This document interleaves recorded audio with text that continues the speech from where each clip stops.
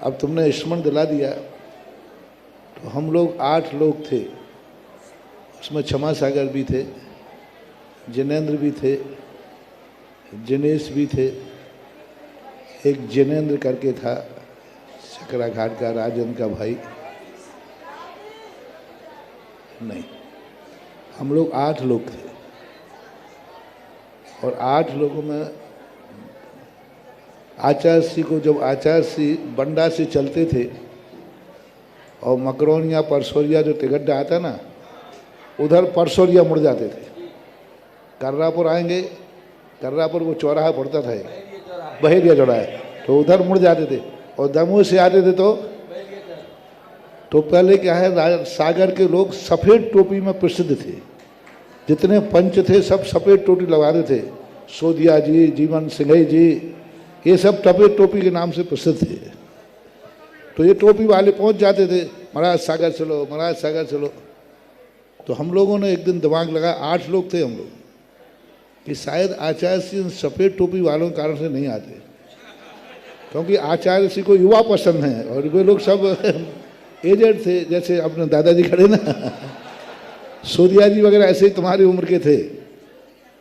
तो शायद बड़े लोगों के कारण से तो हम लोग चुपचाप अभाना पहुँचे और अभाना में आचार्य सिंह किवाड़ बंद करके 1:30 बजे अकेले मंदिर में बैठे थे। हमने कही आज तो कुछ ना कुछ गलती तो होगी, इसलिए कोई न सुन ले और आचार्य सिंह किसी से कहेंगे नहीं। तो आचार्य सिंह से हम लोगों ने कहा, महाराज जी अभी तक आपके पास बड़े बड़े सफ़ेद बाल वाले, सफ़ेद टोपी वाले आते थे, शायद आप इसलिए नहीं जाते हो। आज हम लोग सब यंग काले बाल वाले आए हैं, इसलिए अब की बार सागर की चौराहे से नहीं कटना, सागर चलना ही है। तो आचार्य सिंह मुस्कुराए और बहुत प्यार से हम लोगों की तरफ देखा। वो मुझे अभी भी ध्यान है, अभाना का मंदिर, बड़ा मंदिर, खिड़की के पास बैठे थे आचार्य सिंह। बोले बेटा तुम लोगों को मालूम नहीं है। हमने कहा लगता है कोई गलती हो गई। आचार्य सिंह थोड़ा धीरे धीरे बोलते, देखो बेटा तुम लोगों को मालूम नहीं है। हमने कहा हम लोगों से तो गलती कोई ना कोई बड़ी गिनती करते समय हो गई होगी।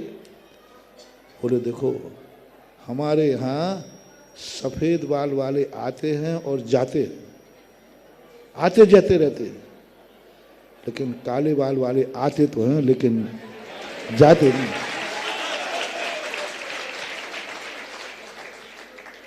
अब उन सब 8 में से क्या आचार्य सिंह का, उस समय हम लोगों का कोई अता पता नहीं था, ना धर्म से कोई था, सब कॉलेज स्टूडेंट थे, कोई मतलब ही नहीं था धर्म से, यूँ चले गए प्लानिंग बना कर।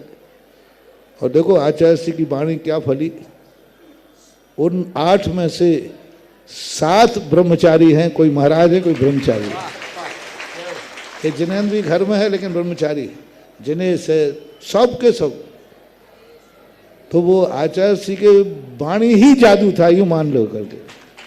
क्या था? वाणी ही, मुद्रा ही जादू टोना था। उनकी आंखें जादू टोना थी, उनके हाथ जादू टोना थे, उनके चरण जादू टोना थे, उनके मुख से हुआ निकला हुआ वचन हर समय जादू टोना था।